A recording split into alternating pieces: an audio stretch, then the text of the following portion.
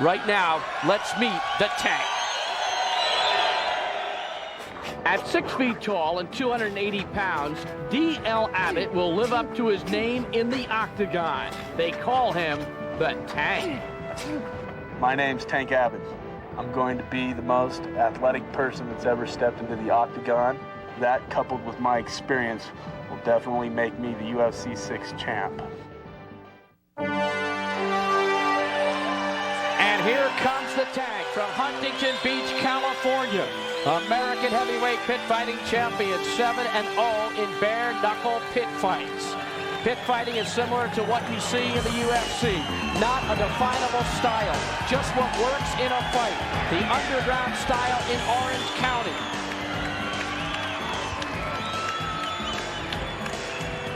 Well, he's got some gloves on. I'm wondering if that's due to the fact that a lot of strikers have broken hands in this competition upon hitting their opponents in the head. Pit fighting is the name of his discipline. He likes to strike. He has some good background in boxing. He claims he could be a professional. He's done some wrestling in his day. He likes to take those strikes and hit at the head. And of course, he doesn't want to go to the ground, though he claims he can be competent on the ground. He's more of a stand-up fighter. A 1993 graduate of the University of California at Long Beach. Right now, it's time to meet his opponent. At 6'2" and 400 pounds, John Matua is the biggest competitor in the UFC tonight. Can anyone stop this man? I'm training under Kajas Kuyalua from San Pedro, California. I have respect for all the fighters against me, but I will be testing the ancient Hawaiian art of bone breaking against their styles. His discipline is called Ku'i'alua, a freestyle system, everything that works. No forms, no katas, just fighting. 10-0 in bare knuckle matches. John Matua and Jim, we looked at him yesterday, we talked to him, 400 pounds, but I don't see much fat. The point of this young man is that he is supposed to be quick and athletic. So the 400 pounds, if he is quick and athletic, will be an asset to him, especially if he has some of the techniques that we just saw him exhibit. He is a distant cousin of Akibono, the reigning world champion sumo wrestler. There's a look at Tank Abbott, 30 years of age. John Matua, 29 years of age. One of our ring card girls here in Casper, Wyoming. Our ring announcer, the voice of the fights. Let's go to the golden voice of Michael Buffer. Ladies and gentlemen, SEG Sports Corporation welcomes you to the Casper Event Center here in Casper, Wyoming, where tonight it is the Ultimate Fighting Championship 6.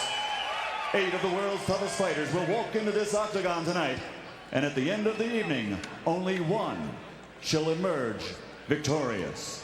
Plus, later this evening, the Clash of the Titans, the Super Fight, the Ultimate Super Fight featuring UFC 5 champion Dan Severn versus World Shoot Fighting champion Ken Shamrock. Tonight, ladies and gentlemen, there are no weight classes, there are no rounds, there are no time limits, and ladies and gentlemen, there are no rules. Let's get things started with the first of our quarter-final matches. Presenting first, the first pit fighter to compete in the octagon with a bare-knuckle record of 7-0. He's 30 years old, 6 feet tall, and weighs 265 pounds. Fighting out of Huntington Beach, California. No wonder they call him the Tank, ladies and gentlemen. He is David Tank Abbott.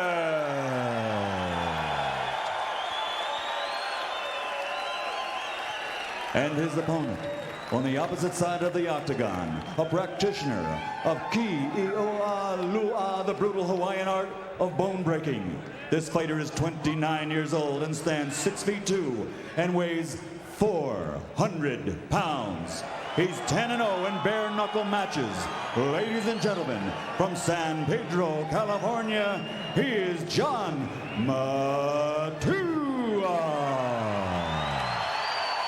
The referee in charge is big. Here's a John look at the tail of the tape. McCarthy. Abbott 280 or 265, Matua 400. Pretty close in age. Matua 2 inches taller. We are set to go our first quarterfinal match of UFC 6. And this one had everyone buzzing. John McCarthy signals the fighters. You ready? Well, let's get it on. Here we go. Tank Abbott and Matua. Tank quickly takes Matua to the ground. Matua back up. Tank lands a right hand. Matua back to his feet. Matua's taking some vicious shots to the head. Tank knocks that's Matua it. down. And that is all. He hit the ground very hard. Oh, Lord. Oh, my. His legs are shaking. Come on in here. You're okay, John. It's okay. You're okay. You're all right, John. You're all right, John. Oh, my. John Matua hit the ground. His head hit the ground very hard.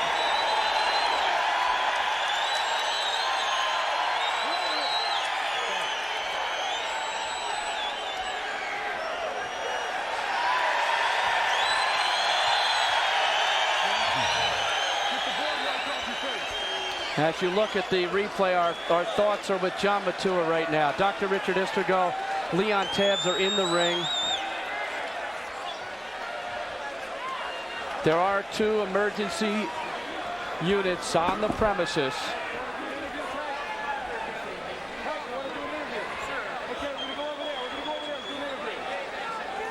There's Tank Abbott. Matua lying on the canvas being attended to by Leon Tabbs and Dr. Istergo. You saw his legs quivering as he went to the mat.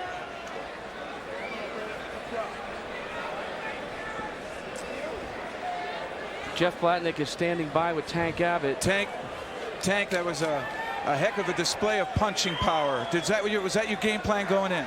I've got all sorts of things to do, Jeff, as you know. You'll see. But he's a 400-pounder, and you seem to take down 400 pounds with a chainsaw. Well, what do you want to know? That's what I am. Can we expect that same kind of punishment to be on the rest of the fighters in this tournament? That's only one dimension, Jeff. As you know, that's probably my weakest part of the dimension. I will go on. I'm a little winded right now because I'm excited. Other than that, cakewalk, baby. Well, we wish you the best of luck. Thanks, Jeff. So Tank Abbott with the victory. The crowd in a stunned silence right now following their immediate frenzy as John Matua continues to be worked at and appears to be conscious. Here's a look at the brackets and the way they will unfold tonight, with Tank Abbott now advancing with his victory. Cal Wershen and Paul Varland still ahead. Moncayo and Pat Smith and Dave Beneteau and Oleg Taktarov. Jeff Blatnick is standing by with our referee John McCarthy to give us some further insight. Let's go to Jeff right now. I'm here with John McCarthy, the referee of that bout and the Ultimate Fighting Championship referee. What did you see and how did you see it? Abbott hit Matua with a really good hard shot that put Matua back, and he kept on trying to grab, and every about third punch he'd hit him a little bit more, and then he finally hit him with a real solid shot. He went back, and when he went back, he was hurt and his head hit the canvas, and that just put him out. Were you able to get there as quick as possible to stop it? As quick with the rules that we have, I got to make sure that it's not when he goes down like a fighting referee, so the other fighter's going to step off. I've got to wait to make sure that he's out of the match to stop it.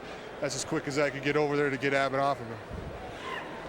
With these two size guys, is it difficult for you to be a referee to get in the middle of that and stop them? And these guys 400 pounds in here. That's a lot of person to try to get to move and stuff. They're getting bigger and stronger and meaner around here. It's going to be a awfully hard competition to enter and win. Well, certainly are, and I'm sure you're concerned. Is your first priority definitely the safety of these fighters? That's always my thing. I want to make sure that they come here, they give their best, but they're able to walk out and be just as normal as before when they go home. Well, there's a lot of speculation about this, two big strikers throwing big roundhouse punches. There was concern over the safety. We hope and pray John Matua is okay. We wish you the best of luck. And thank you, Jeff. Bet you take care. All right, John Matua is being helped from the ring.